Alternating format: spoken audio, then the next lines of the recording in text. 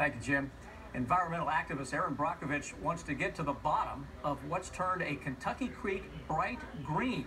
Jennifer Palumbo's at the live desk with the story getting attention now on WKYT.com. Jennifer?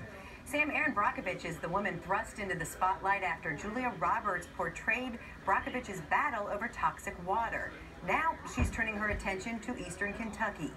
This week, neighbors in the Martin County community of Tomahawk noticed a yellow-colored stream behind their homes. On her Facebook page, Brockovich shared photos of the Rock House Creek and promised to get to the bottom of this. She said the state's Division of Water, along with Martin County officials, are investigating as well. In her post, Brockovich wrote, "We're accustomed to this expletive because it happens often when our creeks are running black with coal mine slurry. Couldn't count the times the reports have said source unknown."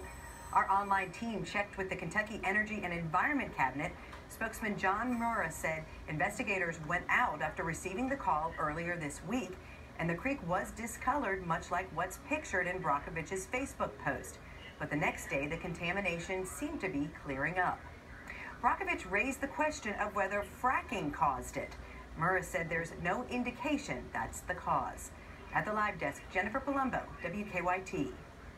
The state is conducting laboratory tests on the water to get a better idea of what is in it. You can read about this story now on WKYT.com.